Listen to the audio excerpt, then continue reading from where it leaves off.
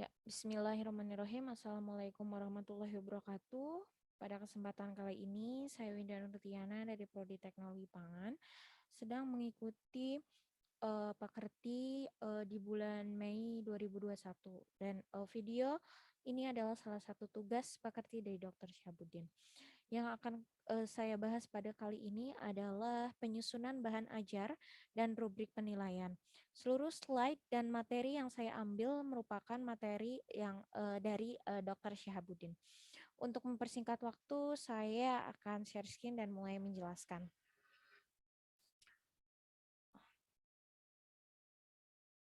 Oke, kita mulai saja dengan penjelasannya. Oke, ya, bahan ajar itu sangat penting bagi seorang dosen. Mengapa?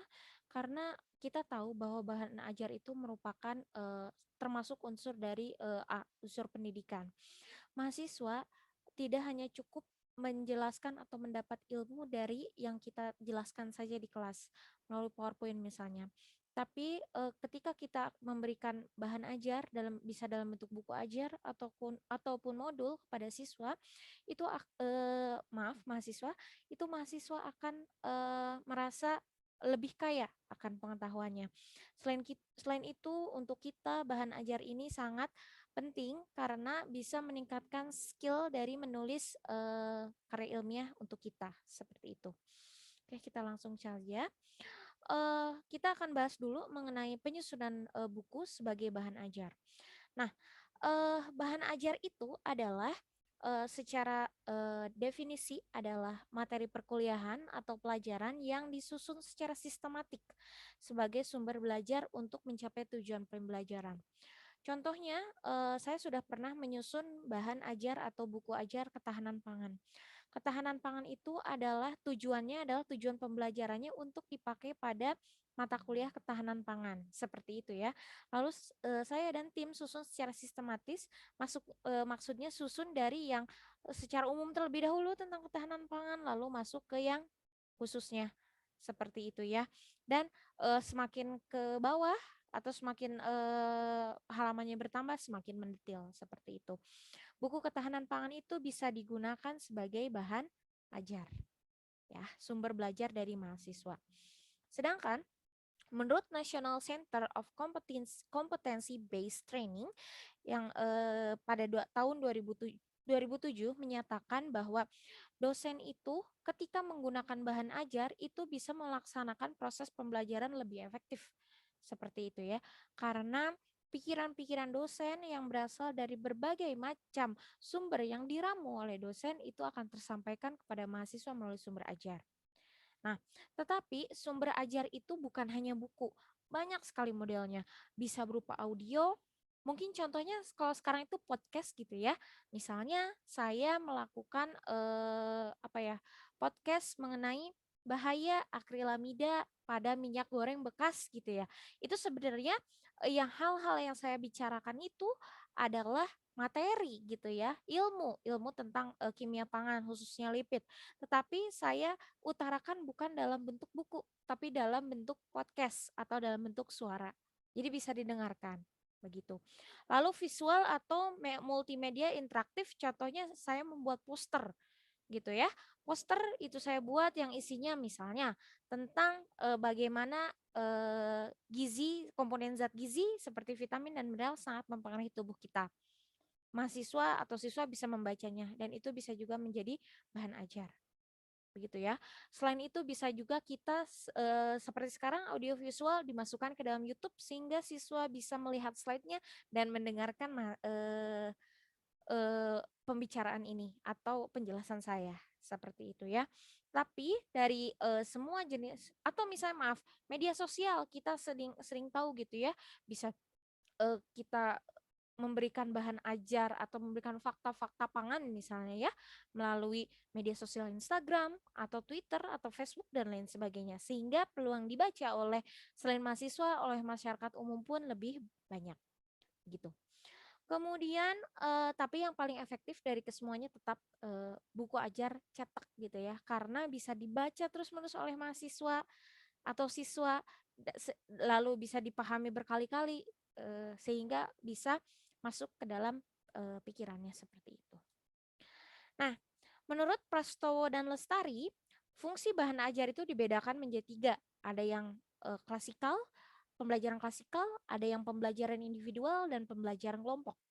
Untuk pembelajaran klasikal, bahan ajar itu dipakai sebagai satu-satunya sumber belajar, gitu ya. Jadi dosen atau guru hanya memberikan buku ajar dan itu adalah buku ajar yang utama. Semua penjelasannya plek-tiplek dari sana seperti itu gitu ya. Tidak ada sumber-sumber lain yang bisa memperkaya mahasiswa atau siswa. Jadi cenderung mahasiswa pasif, hanya bisa membaca dari bahan ajar saja gitu ya. Tapi ini bisa digunakan sebagai pendukung proses pembelajaran selain dosen atau guru menjelaskan. Yang kedua, fungsi bahan ajar dalam pembelajaran individual. Yang pertama, media utama proses pembelajaran, betul ya. Jadi diberikan materinya, kemudian dibaca oleh mahasiswa, lalu mahasiswa itu memberikan feedback pada kita, misalnya berupa pertanyaan dari kalimat-kalimat di bahan ajar yang tidak mereka mengerti, begitu. Lalu sebagai alat yang digunakan untuk menyusun dan mengawasi proses peserta didik dalam memperoleh informasi. Kita beri bahan ajar kepada peserta didik, kemudian misalnya kita beri waktu sekitar misalnya 1 hari atau 2 hari untuk membaca bahan ajar tersebut lalu kita tes. Kita bisa mengetahui bagaimana mahasiswa atau peserta didik itu bisa memahami buku ajar tersebut lewat ujian yang kita berikan. Begitu. Lalu yang ketiga adalah fungsi bahan ajar dalam pembelajaran kelompok gitu ya. Jadi kalau ini lebih ke bukan ke informasi tunggal, tapi salah satu informasi tambahan, tapi ada bahan ajar lainnya. Begitu. Jadi ini sebagai informasi tambahan sehingga nanti mahasiswa bisa meramu bahan ajar tersebut lalu mereka diskusikan berkelompok dan akhirnya mendapat pengetahuan yang utuh. Begitu. Ya. Kalau pembelajaran kelompok ini dilakukan itu bisa memotivasi mahasiswa karena mahasiswa merasa dilibatkan aktif dalam pembelajaran ini. Begitu. Kemudian untuk jenis bahan ajar sendiri itu dikelompokkan menjadi macam-macam. Yang pertama, Heinrich tahun 1996 mengelompokkan 5 jenis bahan ajar berdasarkan cara kerjanya. Yang pertama, bahan ajar yang tidak diproyeksikan gitu ya. Jadi benda mati dan hanya bisa dilihat secara visual. Contohnya foto, diagram, display, model, dan poster. Jadi kan kalau misalnya saya memberikan bahan ajar di poster atau di diagram berupa misalnya proses penghilangan kadar oksalat pada talas beneng. Itu hanya saya tuliskan diagramnya saja sampai si oksalat pada talas beneng itu hilang gitu ya, tidak ada feedbacknya. Jadi mahasiswa hanya bisa mencerna materi dari sana saja. Yang kedua, bahan ajar yang diproyeksikan, artinya bahan gambar bergerak gitu ya, dilihat sehingga mahasiswa bisa mengikutinya sehingga tidak terlalu bosan gitu. Lalu bahan ajar audio bisa dari kaset, compact disc atau sekarang melalui podcast gitu ya, atau misalnya melalui YouTube gitu. Karena mahasiswa itu bisa mendengarkannya di mana saja, bisa diulang-ulang gitu ya sesuai kebutuhan mereka. Sehingga diharapkan mereka juga bisa mendapatkan benefit yang lebih baik. Lalu bahan ajar video bisa film, bisa YouTube seperti ini gitu ya.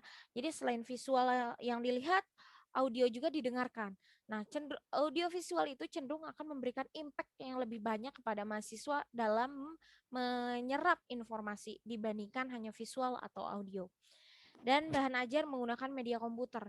Yang tren sekarang ini contohnya menggunakan aplikasi Ruang Guru, bisa di aplikasi Android juga bisa gitu ya. Jadi kita belajar dari sana, dari kuis-kuis, pokoknya berbasis ICT. Itu sangat mudah lagi diikuti oleh mahasiswa zaman sekarang karena mereka bisa menjadi lebih mengerti tentang mata kuliah atau informasi yang kita berikan. Seperti itu. Nah, kemudian Ellington dan Reis tahun 1997 itu mengelompokkan bahan ajar menjadi 7 jenis itu berdasarkan bentuknya. Yang pertama, bahan ajar cetak. Bahan ajar cetak itu bisa berupa buku yang dicetak ya, handouts, modul, atau dan lain sebagainya. Gitu ya, jadi bisa dibaca. Kemudian dan terdiri dari beberapa halaman, lebih dari 2 halaman biasanya. Lalu bahan ajar display itu contohnya foto, kemudian apa? Poster gitu ya. Jadi hanya satu lembar biasanya, dan di dalam satu lembar itu memuat semua penjelasan atau informasi yang ingin kita sampaikan. Lalu bahan ajar audio, kalau dari zaman dulu bisa pakai tape, sekarang pakai podcast begitu ya. Jadi mahasiswa bisa mengulang-ulang di mana saja audio tersebut, sehingga lalu mereka tuliskan sendiri hasil yang didengar oleh mereka, sehingga mereka bisa mengetahui atau misalnya informasi yang ada di dalamnya. Lalu setelah itu bahan ajar audio yang dihubungkan dengan visual yang diam. Contohnya program slide suara seperti ini ya, visualnya diam, tapi khusus untuk yang satu slide. Tapi kalau beberapa slide biasanya dia itu video jatuhnya ya, karena slide-nya bergerak-gerak seperti itu. Jadi kalau misalnya audio yang dihubungkan itu, saya misalnya melakukan Zoom, kemudian saya menampilkan poster, saya jelaskan aja gitu posternya. Itu kan suara saya ada, tapi medianya diam. Lalu bahan ajar video bisa melalui televisi atau YouTube seperti ini, dan bahan ajar komputer. Contohnya bisa lewat aplikasi-aplikasi, contohnya Ruang Guru atau dan lain sebagainya, dan berbasis IT gitu. Nah, tapi berdasarkan sudut pandang beberapa ahli, buku bahan ajar itu dibagi menjadi 2 kelompok besar. Yang pertama berdasarkan jenisnya. Jenisnya itu ada buku, ada modul, ada handout, ada lembar kerja, ada modul, kemudian ada poster, ada poster gitu ya. Itu untuk yang cetak. Sedangkan yang non-cetak bisa podcast melalui audio, bisa video melalui televisi, lalu bisa juga melalui YouTube gitu ya. Itu bisa juga menjadi bahan ajar non cetak.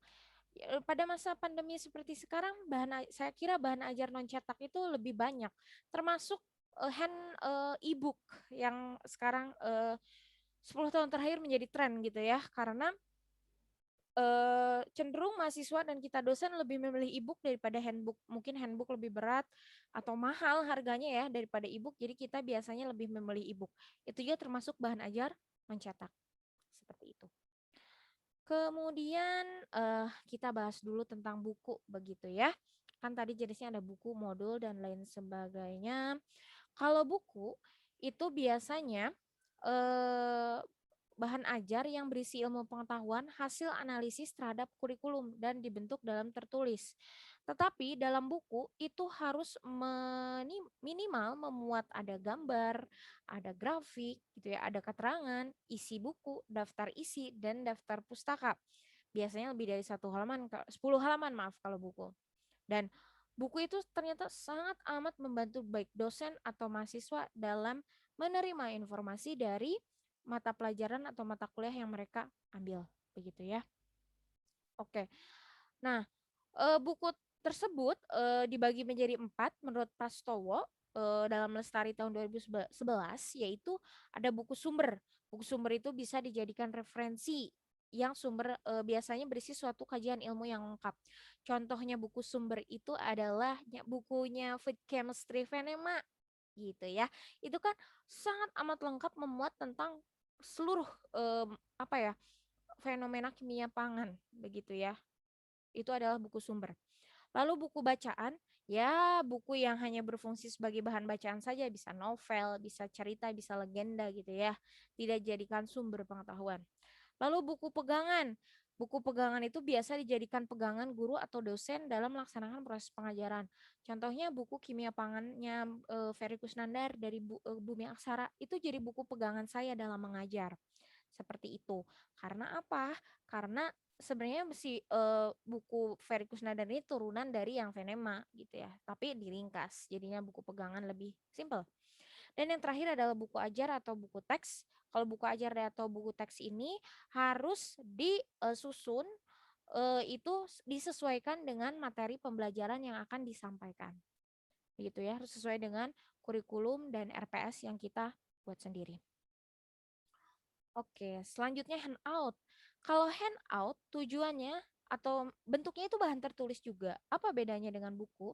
Handout tuh tujuannya adalah bahan tertulis yang digunakan untuk memperkaya pengetahuan peserta didik. Jadi bukan sebagai sumber utama dari eh, pengetahuan tersebut, bukan seperti buku ajar gitu ya. Agar jadi sebagai suplemen tambahan gitu. Sedangkan kalau modul, biasanya modul itu adalah berisi dengan petunjuk belajar atau modul praktikum ya, karena petunjuk-petunjuk bagaimana kita melakukan prosedur praktikum. Lalu kompetensi yang akan dicapai nanti dijelaskan di modul, karena misalnya di modul praktikum setelah kita melaksanakan praktikum, eh, hal apa yang akan kita guna dapatkan begitu ya, dan evaluasi di dalamnya. Dan yang jelas adalah lembar kerja peserta didik atau LKS gitu ya. LKS itu biasanya isinya soal-soal aja gitu ya. Jadi nanti dari soal-soal tersebut kita bisa mengukur bagaimana pemahaman mahasiswa terhadap eh, materi yang kita berikan seperti itu. Nah, untuk menyusun bahan ajar cetak itu tidak sembarangan, ada tekniknya. Teknik yang pertama yaitu eh, harus judul atau materinya itu harus memuat seluruh kompetensi dasar yang akan kita ajarkan. Misalnya kalau kita akan isi di dalam bukunya itu tentang pengolahan aren saja gitu ya. Jangan sampai menulis buku teknologi pangan tradisional, karena teknologi pangan tradisional tuh banyak, sedangkan isinya hanya aren. Jadi buatlah buku misalnya pengolahan aren, begitu judulnya ya. Nah, lalu hal yang harus dipahami ketika membuat buku ajar yang pertama, susunan tampilannya harus jelas. Susunannya itu harus jelas ya, dari mulai bab pendahuluan sampai paling akhir, itu harus dari yang mudah dulu menjadi ke yang sulit. Jangan kebalik dari yang sulit menjadi ke yang mudah, atau sebaliknya begitu. Karena kalau misalnya sejalur atau searah itu akan mengembangkan pikiran dari mahasiswa kita. Lalu bahasanya itu bahasa yang mudah dimengerti oleh mahasiswa. Kalau misalnya mahasiswanya jadi biasanya sih menggunakan bahasa Indonesia. Tapi kalau mahasiswa kita yakin mengerti bahasa Inggris, bisa pakai bahasa Inggris.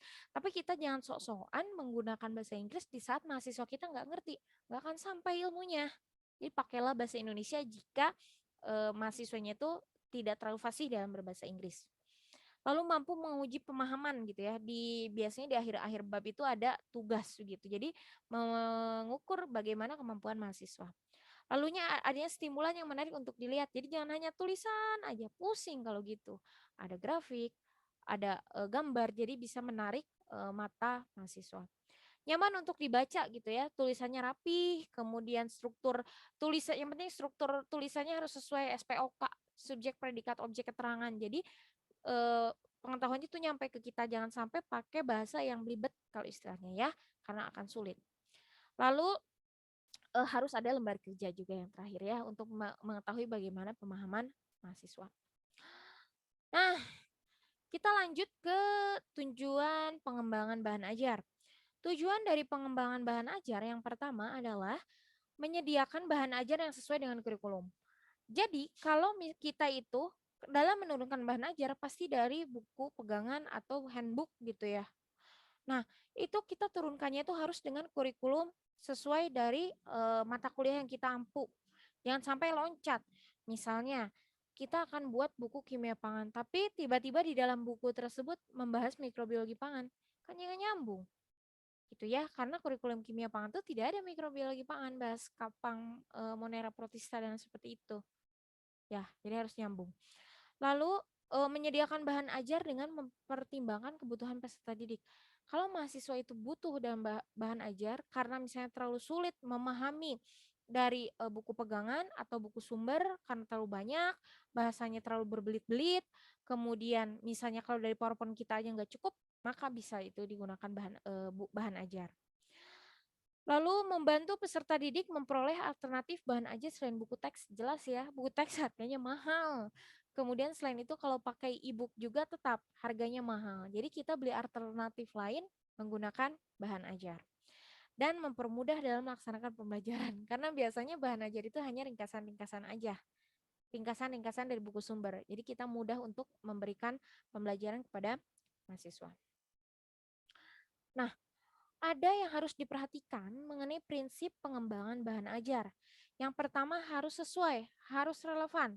Tadi sudah saya jelaskan bahwa bahan ajar itu harus relevan dengan CP atau capaian pembelajaran. Tadi kimia pangan jangan tiba-tiba ngebahas mikrobiologi pangan kapang mengenai protista, nggak nyambung, nggak sesuai dengan CP kimia pangan.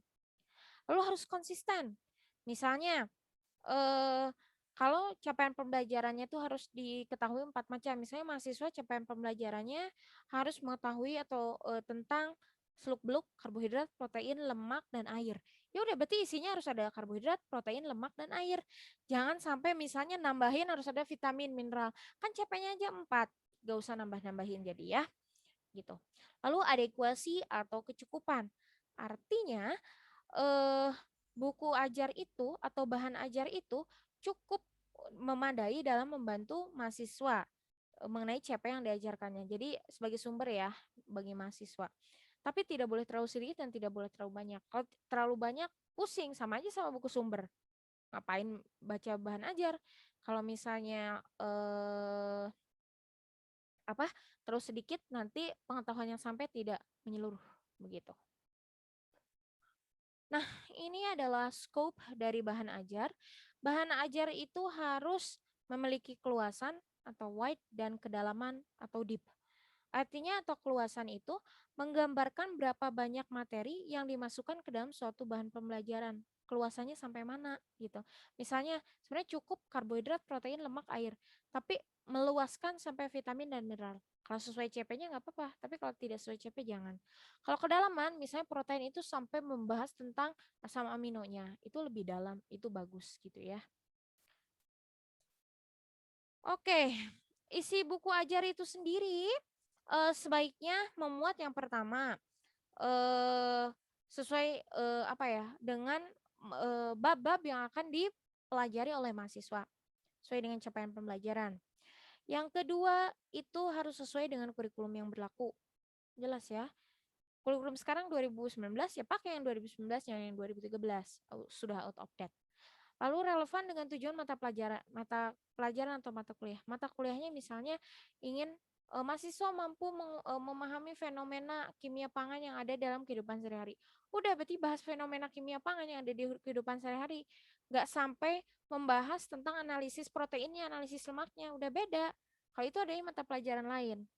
Jadi jangan sampai baurkan di dalam bahan buku ajar atau bahan ajar serasa kita ingin lengkap semuanya padahal itu terlalu lebih. Itu jangan.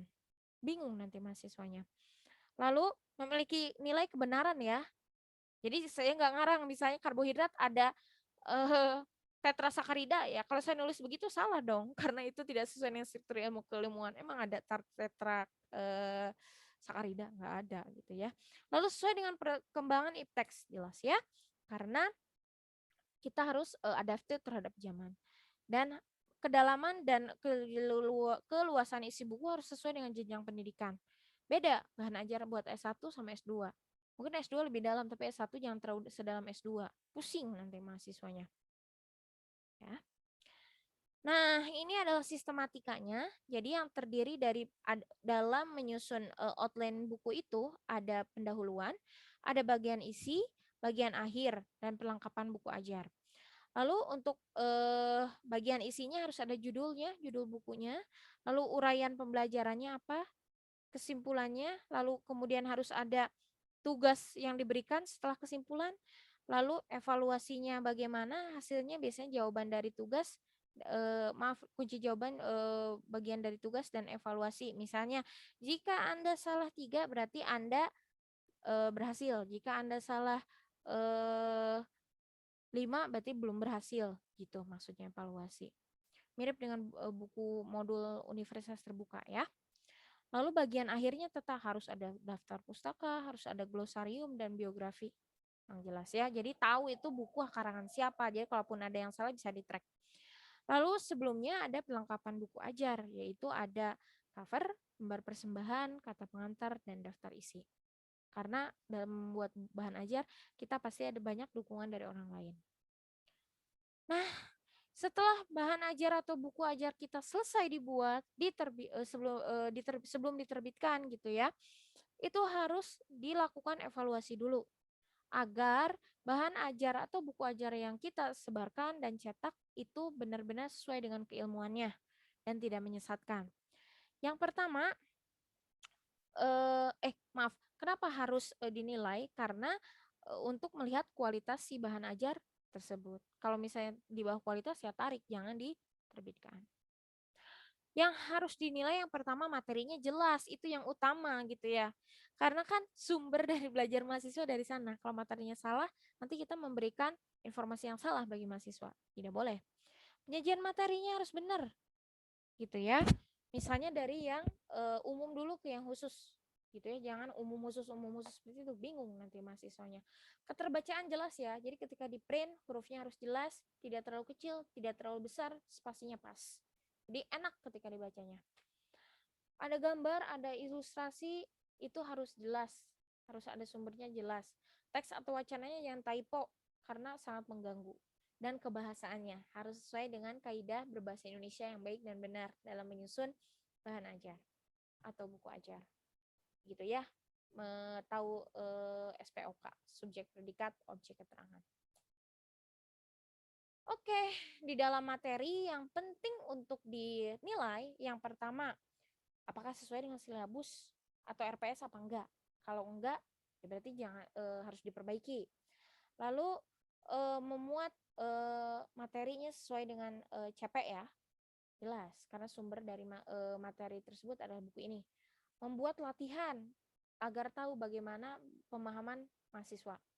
Lalu membuat materi dengan fokus keterampilan berbahasa, artinya misalnya tugasnya atau materinya dalam bentuk esai. Jadi kita tahu begitu ya bagaimana keterampilan berbahasa mereka. Dan biasanya isi pembelajarannya sesuai dengan kebutuhan mereka. Begitu, jangan kemana-mana. Dan karakteristik mereka juga. Jangan sampai misalnya mereka nggak ngerti bahasa Inggris, tapi kita beri bahan ajar bahasa Inggris, nggak akan nyambung. Lalu, seleksi dan organisasi materi sesuai dengan pemahaman pembelajar. Yang pertama, kosakata dan struktur yang frekuensinya tinggi. Harus benar ya. Jadi, lalu kosakatanya itu harus berkaitan dengan isi teks atau daftar isi. Gitu ya. Lalu kosakata atau struktur yang berkaitan dengan pengalaman pembelajar. Pembelajar atau dosen. Jadi menggunakan bahasa yang membumi lah istilahnya begitu ya. Dan membuat latihan. Latihan juga sama, dari mudah ke sulit. Gitu ya, jangan tiba-tiba sulit, bingung nanti. Untuk penyajian bahan ajar sendiri, yang pertama harus ada indikator yang jelas. Jelas ya, setelah cover biasanya itu ada indikator. Sebenarnya indikator capaian pembelajaran mahasiswa setelah membahas buku ini tuh apa, atau mempelajari buku ini tuh apa. Kemudian materinya jelas, harus diberikan dari mudah ke sulit. Jadi agar meningkatkan kemampuan dari mahasiswa. Lalu penyajian bahan ajar itu harus sesuai dengan karakteristik pembelajar. Artinya menyajikan keterkaitan keterampilan berbahasa. Itu ya, harus sesuai dengan SPOK dan tidak boleh typo. Kemudian harus menyajikan bahan ajar dari bahasa lisan ke bahasa tulis. Jadi kita jangan menulis bahan ajar berdasarkan bahasa lisan. Bahasa lisan harus diolah seolah sedemikian rupa agar layak menjadi bahasa tulis. Lalu jelas ya, lafal, ejaan, kosakata, struktur itu harus sesuai menggunakan kaidah bahasa Indonesia yang baik dan benar. Lalu disusun secara sistematik. Jelas ya, jangan tidak sistematik. Lalu penyajian bahan ajar dapat mendorong pembelajar atau mahasiswa secara aktif dan kreatif. Karena apa? Mahasiswa dituntut membaca, kemudian nanti biasanya merangkum hasilnya apa, dibacakan atau dituliskan. Gitu ya. Lalu mendorong pembelajar untuk aktif berkomunikasi. Jadi seharusnya setelah membaca bahan ajar tersebut, mahasiswa itu bertanya kepada kita, maksudnya apa? Jadi men-trigger pertanyaan dari mahasiswa. Lalu mendorong pembelajar untuk kreatif membahasa dan mendorong pembelajar mencerahkan waktu lebih banyak untuk mengerjakan latihan. Jelas ya. Jadi nggak hanya dapat materi, tapi ada latihan juga.